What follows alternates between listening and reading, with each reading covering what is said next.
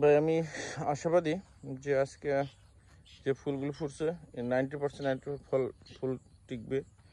কারণ কি, গত রাতে আবহাওয়াটা খুব সুন্দর ছিল। গতকাল আমি আপনাদের একটা লাইভ দেখেছিলাম যে আসলে ফুলগুলো গতকাল প্রায় ফুলে ফুটানো অবস্থায় থাকবে, রাত্রে ফুটবে।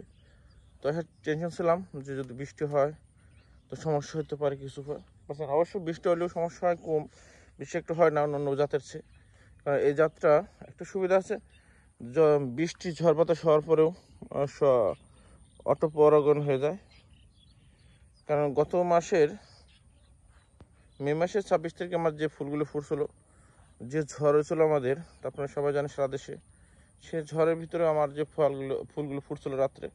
তো আমি আসলে আশাবাদী ছিলাম না যে হয়তো বা সবই নষ্ট হয়ে যাবে বা কিছু টিকতে পারে। তো আসলে এটা নিয়ে আমি খুব টেনশন ছিলাম। পরবর্তীতে দেখলাম যে না, কোনো ফুলই বেশি একটা নষ্ট হয় না, হয়তো 10% ফল 15% ফল নষ্ট হয়েছিল, আর বাকি সবই টিকছিল ঝড় বৃষ্টি রোদ্রে সেই ভিতরে, বৃষ্টির ভিতরে। তো গতকাল যেহেতু বৃষ্টি হয় নাই, তো রাত্রি ফুলগুলো ফুটছে। আশা করি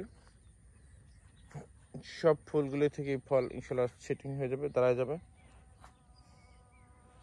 মাশাআল্লাহ দেখেন, এখন মৌমাছি পরাগায়ন হচ্ছে।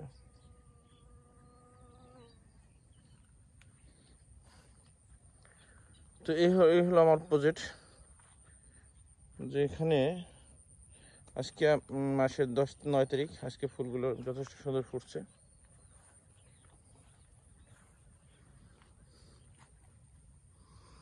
মাশাআল্লাহ ভিউয়ার দেখতে পাচ্ছেন কি সুন্দর ফুলগুলো ফুটছে।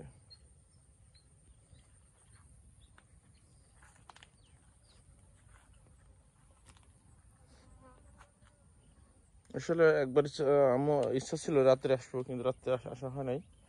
যদি 8টা-9টার পরে আসতাম বা 10টার দিকে আসতাম, হয়তো এর চেয়ে আরো খুব সুন্দর ভালো দৃশ্য দেখাতে পারতাম, বা আমরা নিজেও দেখতে পারতাম। আমার এই বাগানটা 1 বছর, 1 বছরের ফল আসছে।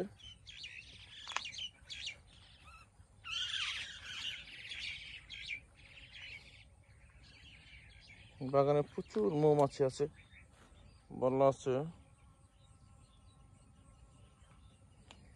আল্লাহর তরফ থেকে এভাবেই আসলে পরাগায়ন হয়ে যাবে।